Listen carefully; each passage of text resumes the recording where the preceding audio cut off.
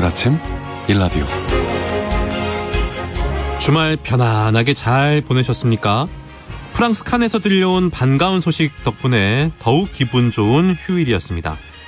우리나라를 대표하는 명배우와 거장이죠. 그리고 단짝사이기도 합니다. 배우 송강호 씨와 박찬욱 감독이 칸 영화제에서 나무주연상과 감독상을 수상했습니다. 두 수상자가 나란히 서 있는 모습, 정말 감동적이었는데요. 우리 영화가 세계 주류 문화로 인정받고 있다라는 평가도 함께 나오고 있습니다. 전 세계를 휩쓸고 있는 K-열풍 이뿐만이 아닙니다. 지난주 인도네시아 마땡갱 다목적댐 건설 설계에 우리나라 기업이 연이어 용역 수주를 했다고 합니다. 우리의 뛰어난 농업 관계 기술력을 다시 한번 확인할 수 있었고요. 몇 해 전에는요, 우간다에서 가뭄과 병충해로 생업인 오렌지 농사를 유지할 수가 없었습니다. 그런데 우리 연구진이 개발한 이 맞춤형 농약으로 문제를 빠르게 해결하기도 했다고 합니다. 모두 K 농업기술 수출의 자랑스러운 성과들인데요. 분야별로 눈길을 모으고 있는 K 열풍, 앞으로도 주목할 만한 성과들이 계속 이어지기를 바라는 마음입니다. 관련 내용은 잠시 후 뉴스 브리핑 시간에 살펴보도록 하겠습니다. 시간이 정말 빠르네요. 5월 30일 월요일입니다. 오늘 아침 일라디오 출발하겠습니다. 안녕하세요. 저는 아나운서 강승화입니다.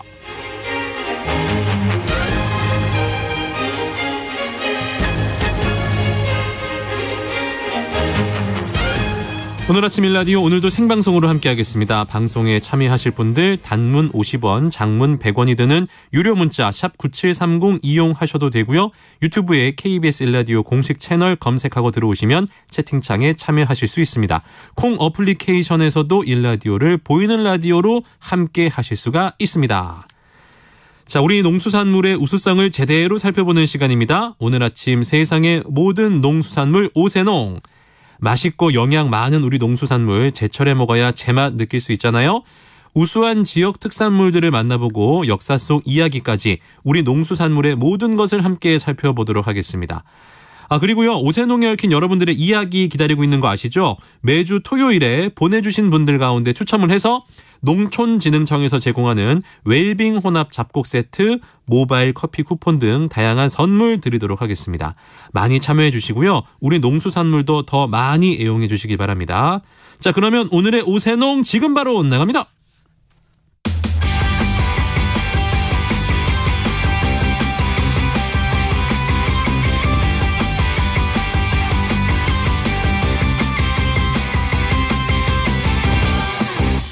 우리 땅, 우리 바다에서 자란 맛있고 건강한 우리 농수산물을 살펴보는 오늘 아침 세상의 모든 농수산물 오세농. 안녕하세요. 성우 한희정입니다. 나의 살던 고향은 꽃 피는 산골, 복숭아꽃 살구꽃 아기 진달래 붉은 꽃대원 자리인 동네 그 속에서 놀던 때가 그립습니다. 오세농. 오늘의 주인공은 복숭아꽃 살구꽃 아기 진달래. 바로 동요 고향의 봄에 나오는 복숭아꽃의 열매 복숭아입니다. 오늘은 정여진 어린이의 목소리로 감상하셨는데요. 노래에 나오는 복숭아꽃은 복사꽃이라고도 부르죠.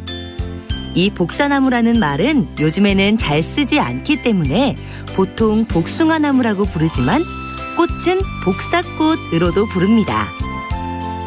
예로부터 복숭아꽃이 한가득 핀 무릉도원을 대표적인 낙원으로 꼽았고요. 한반도에서도 오랜 기간 동안 꽃 중의 꽃으로 받아들여졌습니다. 조선시대의 꽃구경이라는 말은 거의 다 복숭아꽃을 구경하는 의미였다고 하고요. 그 다음이 매화, 살구꽃 등이었다고 하죠.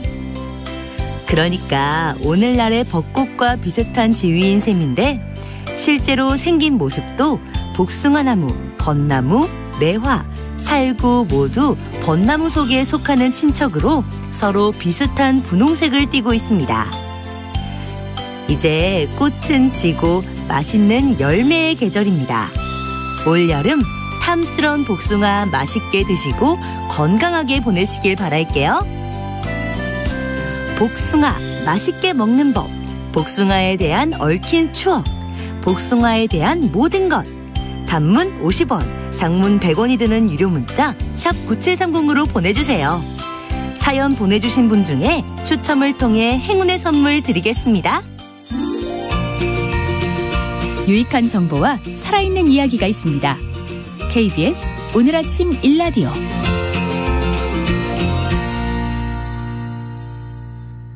이번에는 한 주간 농가에서 알아두셔야 할 주요 농작업 정보를 전하는 시간입니다. 농촌진흥청 대변인실 정병진 농촌지도관과 오늘도 함께합니다. 안녕하세요. 네, 안녕하세요. 농가에서 관심 가지실 만한 새로운 농업 소식부터 좀 살펴보겠습니다. 본격적인 여름철을 맞아서 장마, 가뭄, 태풍 등 이상기상으로 인한 농작물 가축 등의 피해 예방 그리고 대응을 위해서 준비가 필요할 시기인데 농촌진흥청에서는 어떤 준비를 하고 있나요? 네, 기상청 전망에 따르면 6월은 저기압의 영향으로 폭우 내릴 때가 많고 네. 7월은 덥고 습하며 주기적인 비, 8월은 대기 불안정으로 인한 기습폭우가 예상된다고 합니다. 네.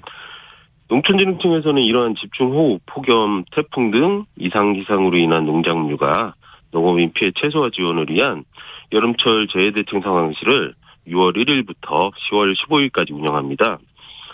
재해대책 상황실에서는 농업기상과 농작물 생육 상황 등에 대한 모니터링을 실시하고 농식품부, 도농업기술원 및 시구 농업기술센터 등과 상시 협력 체계를 구축하여 농작물 피해 예방과 피해 최소화를 위한 기술 지원을 추진할 계획입니다. 예.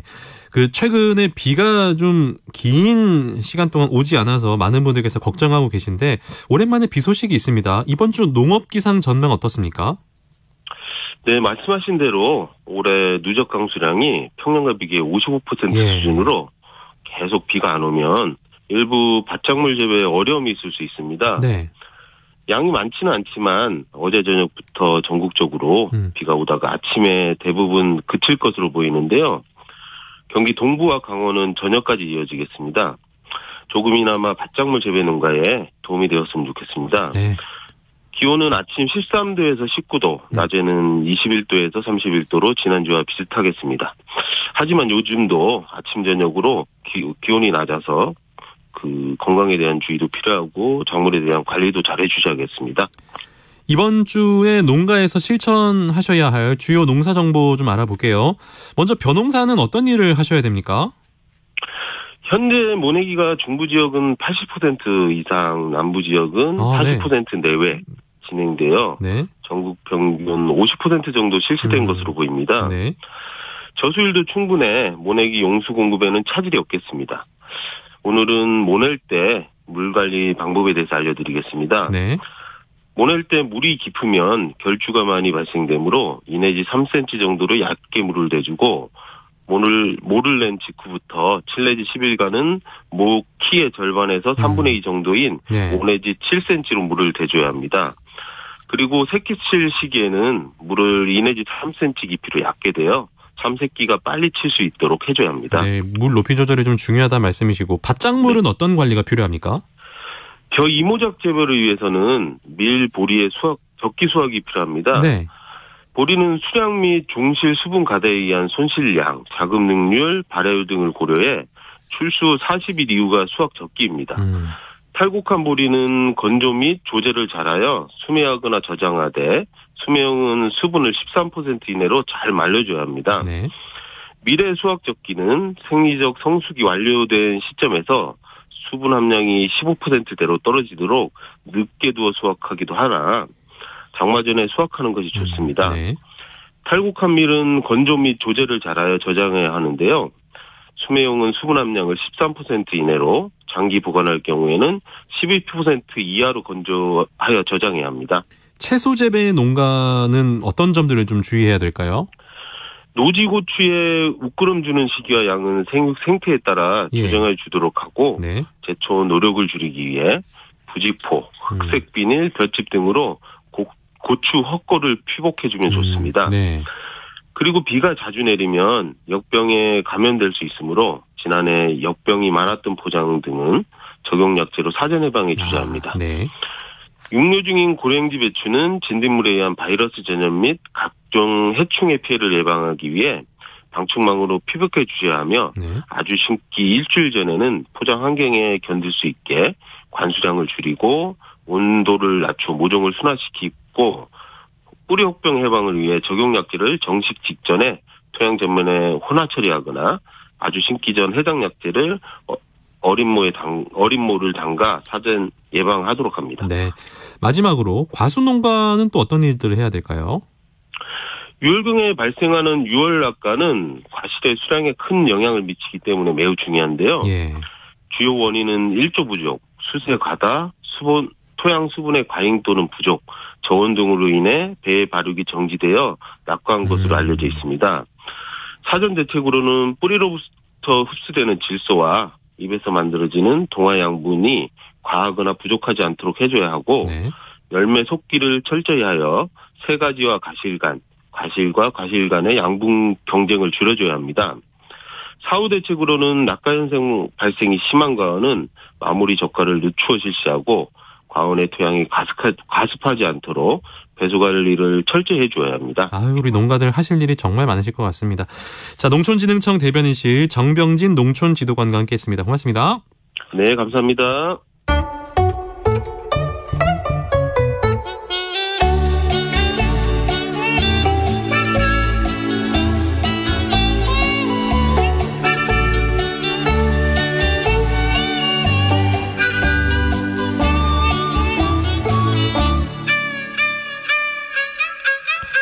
요즘에 간편하게 가지고 다니면서 깎지 않고 한 번에 먹을 수 있는 과일이 인기라고 합니다. 사과 역시 작은 품종이 인기를 얻고 있는데요. 그 품종이 뭐냐? 바로 루비에스라는 품종이라고 하는군요. 이게 크기가요, 탁구공보다 조금 더 큰데요. 맛도 좋고 품질도 좋아서 많은 사랑을 받고 있다고 합니다. 오늘 쉽고 재미있는 우리 품종 이야기에서는 한 입에 먹을 수 있는 작고 맛있는 사과입니다.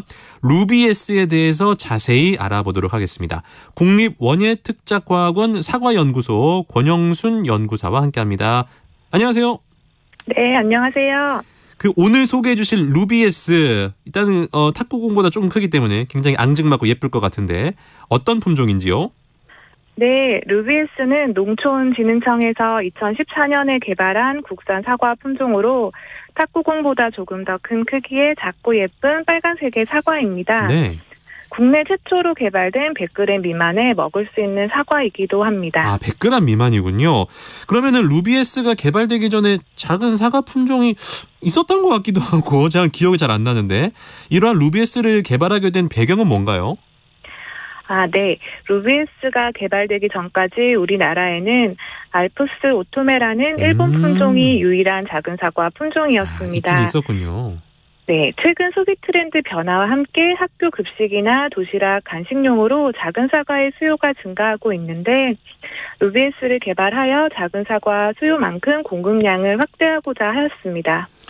제가 지금 인터넷으로 찾아봤는데 너무 예뻐요. 지금 생긴 게 너무 예쁩니다. 그러니까 이 루비에스가 일본 품종 알프스 오토메와 비교했을 때 어떤 점이 좀 우수하다고 할 수 있을까요? 먼저 알프스 오토메는 수확을 앞두고 있는 과일들이 수확하기 전에 나무에서 떨어져 버리는 수확 전 낙과가 많고 네. 저장성이 좋지 못해서 유통기간이 짧고 과일이 빨리 퍼석해진다는 단점이 있습니다. 네. 그에 비해 루비에스는 수확 전 낙과가 거의 없고 저장성이 매우 강한 편이며 아삭아삭한 식감과 더 좋은 맛을 가지고 있습니다. 맛도 좋고 저장성도 뛰어나서 수익성도 있다. 그러면 루비에스의 장점, 어떤 장점이 더 있습니까? 루비에스는 생산자와 소비자 모두 만족할 수 있는 장점을 가지고 있다고 말씀드리고 싶은데요. 네. 사과는 좋은 품질의 과일을 생산하기 위해서 열매를 솎아주는 작업이 꼭 필요하며 많은 노력과 비용이 투입됩니다. 루비에스는 100개 정도의 어린 과일 중 약 50개 정도는 스스로 열매가 떨어지는 자가적과성이 있어서 열매를 솎아주는 노력과 비용을 줄일 수 있습니다. 네.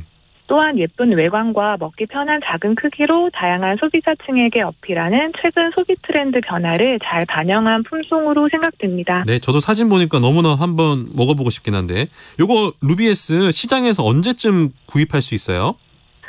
루비에스에 있는 시기는 지역별로 조금 차이는 있지만 네. 경북 군위 지역을 기준으로 했을 때 8월 하순경입니다. 아직까지 시장에 출하되는 물량이 많지는 않아서 일부 대형마트와 온라인 유통 채널들을 통해서 구입해 보실 수 있습니다. 그렇군요. 근데 이제 이름이 루비에스잖아요. 이게 무슨 뜻인가요? 루비에스라는 이름은 과일 크기와 외관의 장점을 표현하기 위해서 빨간색 보석인 루비와 네. 작다라는 의미의 영어 스몰의 S를 합성하여 만든 이름입니다. 네. 빨간색 보석처럼 예쁘고 작은 사과라는 뜻입니다. 고민을 많이 하신 흔적이 보입니다. 그 루비에스처럼 이렇게 예쁘고 뭐 수익성도 좋고 맛도 좋은 품종 요거 하나 만들기까지 시간이 얼마나 걸립니까? 루비에스는 2004년에 인공교배를 시작해서 2014년에 개발되었으니 약 10년 정도의 시간이 걸렸는데요. 네. 일반적으로 하나의 사과 품종을 만들기 위해서는 15년에서 18년 정도의 아주 오랜 시간이 필요합니다. 엄청난 시간이 걸리는군요. 그러면 지금까지 농촌진흥청에서 개발한 국산 사과 품종은 몇 개 정도 되나요?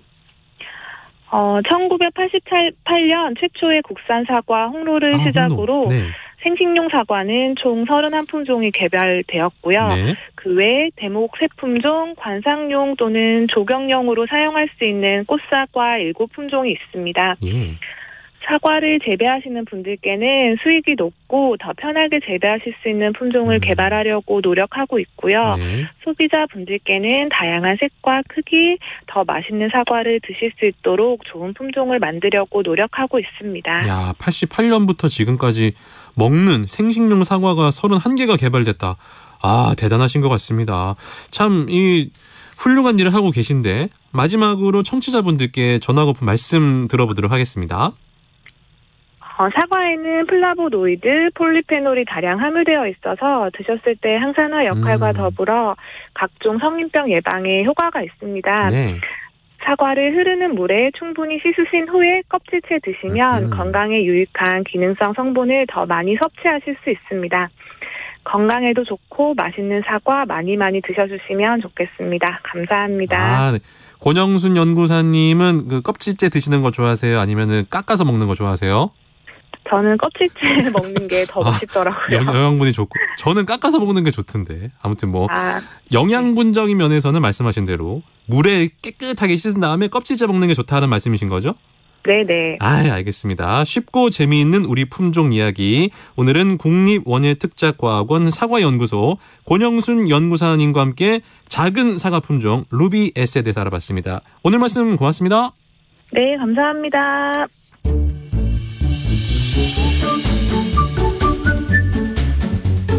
아침을 여는 기분 좋은 습관. KBS 오늘 아침 1라디오.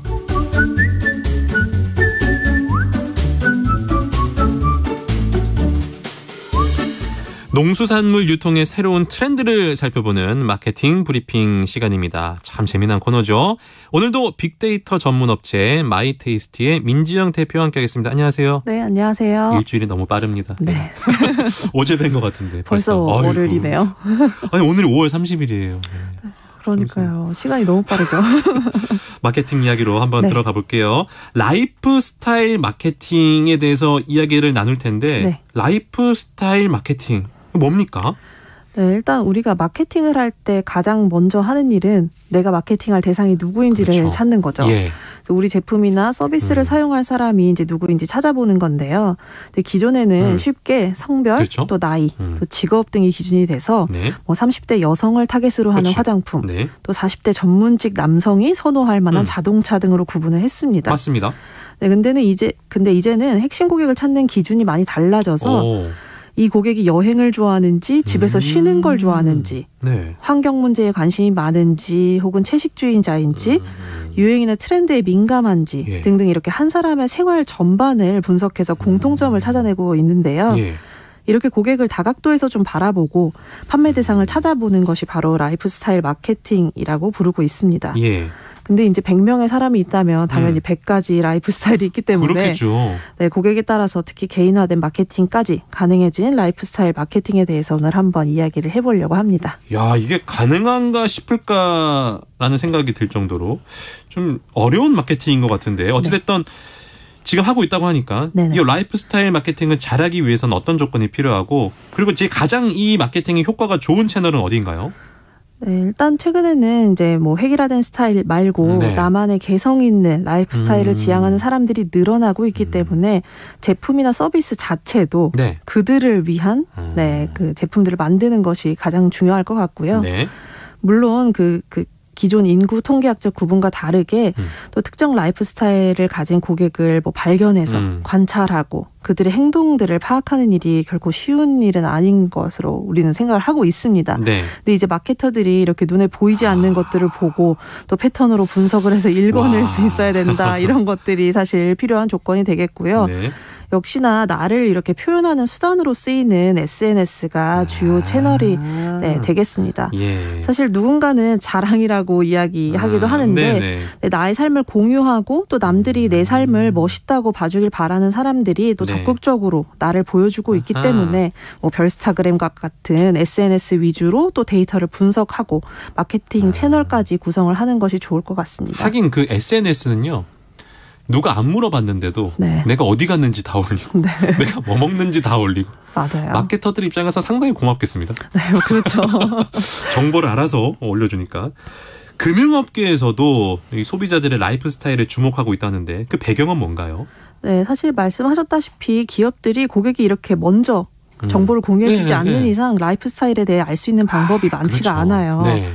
그래서 성별과 나이에 비해서 그들이 어떤 삶의 방식을 선호하는지 어디서 여가를 즐기는지 이런 것들이 공개되지 않기 때문에 어렵기도 하고 또 SNS하고 우리 기업 고객의 개인정보를 또 이렇게 연결하기가 쉽지가 않잖아요. 그런데 이제 금융업계에서 금융 데이터와 기술을 통해서 조금 더 쉽게 이런 데이터들을 알 수 있게 됐는데 이게 바로 핀테크 기술입니다. 소비자들의 결제 데이터들을 분석을 해서 그들의 생활 습관을 역으로 유출을 하고요. 또 카드사들의 경우는 소비자들이 어딜 많이 가고 있는지 또 결제를 어디서 많이 하는지 이런 것들을 통해서 뭐 카페나 혹은 플랫폼들과 협업해서 새로운 카드까지 출시를 하고 있습니다. 이렇게 개인의 라이프 스타일을 분석을 해서 고객에게 접근하는 방식 중에 이렇게 데이터를 통해서 분석을 하는 것이 또 가장 현실적이기 때문에 이 금융 데이터들은 타 산업군에서도 큰 관심을 보이는 영역이다라고 할 수 있겠습니다. 하긴 요즘에 그 현금 잘 안 쓰잖아요. 카드로 다 어디 가서 결제하기 때문에 이러한 정보가 쌓이면 마케팅에서도 좀 쓸모가 있겠다라는 생각이 듭니다. 그러면 이제 라이프 스타일 마케팅을 하면서 브랜드에서 기존에 팔던 제품이나 서비스가 아니고 다른 영역으로의 확장도 좀 이루어지고 있습니까? 네. 일본의 한 잡지사 같은 경우에는 평범한 일상을 그저 잘 살아가고자 하는 여성들 타겟으로 해서 잡지를 잠깐 했는데 일반적으로 잡지도 역시 구독자를 연령으로 구분을 했는데요. 여기는 연령 제한이 없고 이 잡지의 콘텐츠는 그냥 의식주와 관련된 모든 것을 다루고 있습니다. 근데 또 잡지만 발간하는 것이 아니라 이 독자들의 스타일에 맞는 의류나 인테리어 소품을 제작을 하고요. 뭐 수공예 제품을 만드는 클래스를 연다든지 이게 고객들이 좀 즐거워할 만한 이벤트를 적극 활용을 하고 있습니다. 심지어 뭐 인테리어 업체와 협업을 해서 그들이 추구하는 라이프 스타일이 반영된 집까지 만들었다고 하더라고요. 이야, 신기하다. 또 한 자동차 브랜드는 우리 자동차를 즐겨 타는 소비자들은 여행을 즐기고 환경 문제를 생각하고 적극적인 행동을 하는 특성을 가지고 있다고 분석을 해서 온라인 라이프 스타일 샵을 오픈하면서 그들을 위한 캐리어나 뭐 골프용품들을 판매하고 있기도 하고요. 6월부터는 뭐 플로깅 캠페인을 개최할 계획이라고 하는데 이 플로깅은 환경을 생각하는 사람들이 조깅을 하면서 쓰레기를 줍는 것을 의미하는 스웨덴어더라고요. 그래서 이러한 고객들을 위해서 굿즈까지 또 제작해서 판매하는 등등 이렇게 자동차 브랜드에서 하지 않을 마케팅 행사까지 기획을 하는 걸 보면 이제 뭐 고객의 생활 전반에 그들을 좀 각인시키려는 노력이 보이고 있었습니다. 나의 뭔가 이 생각과 맞는 기업의 제품에 충성하도록 만드는 대단한 것 같습니다. 이 명품 브랜드들도 다양한 마케팅을 활용하다고 들었습니다. 어떤 것들이 있습니까? 네, 사실 이전의 명품 소비의 이유가 아니야 좀 과시를 한다든지 자랑하려고 사죠. 네, 아니면 그저 명품 브랜드이기 때문이었다. 네라고 하면 그런 맛에 사는 거 아닙니까? 자랑하려고. 네, 하지만 요즘에는 또 스타일이 좋고 내가 품질이 좋은 제품 아니면 내 스타일에 맞는 것들이 명품 브랜드이기 때문에 네, 이렇게 찾는 경우들이 있다라고 얘기를 하고 있습니다. 그래요? 네, 좀 젊은 소비자들 같은 경우에는 네. 진입 장벽이 좀 높아서 네, 뭐 쉽게 구매하기 어려운 네. 경우가 있어서 이제 명품 브랜드들이 그들의 라이프 스타일을 먼저 좀 경험할 수 있게 하는 여러 가지 네, 행사라든지 프로그램들을 활용하고 있습니다. 네. 그래서 브랜드에서 직접 카페나 레스토랑을 운영하기도 하고요. 뭐 작품을 감상할 수 있는 갤러리를 통해서 네, 예술적인 경험을 제공하기도 하고, 네, 뭐 스파를 체험할 수 있는 공간을 만들기도 하면서 좀 보다 쉽게 그 브랜드들에 다가갈 수 있게 하고 있는데요. 나도 체험할 수 있다 명품을 뭐 네. 이런 느낌으로.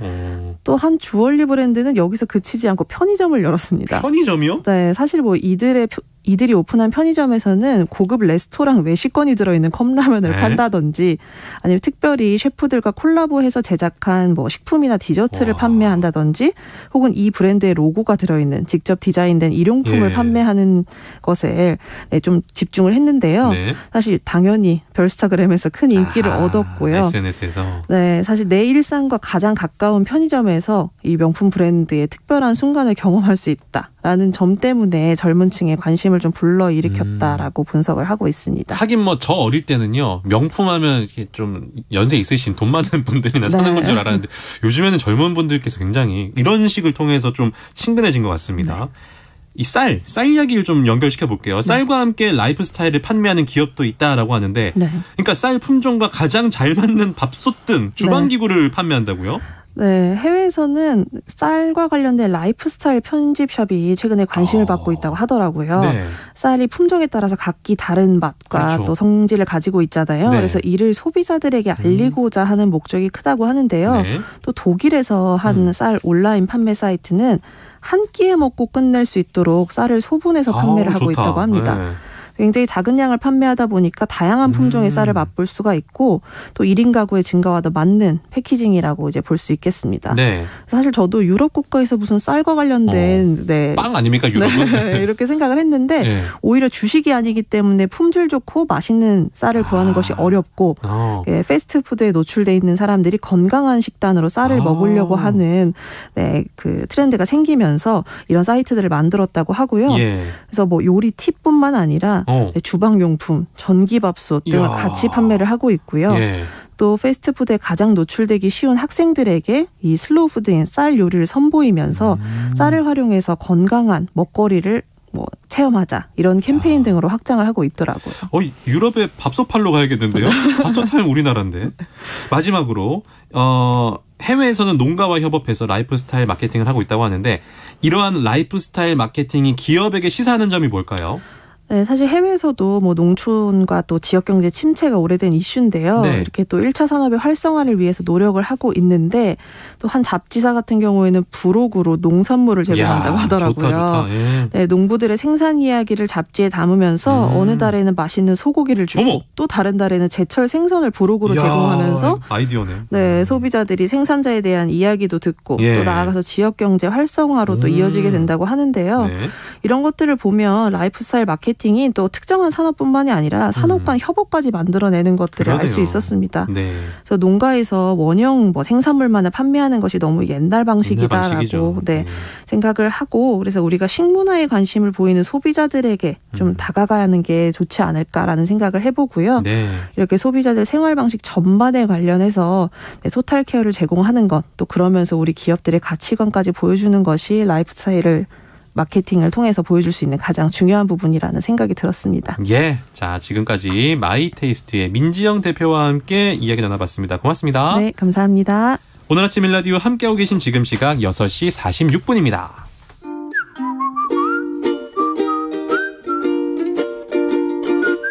오늘 아침 일라디오 강승화 아나운서의 진행으로 듣고 계십니다.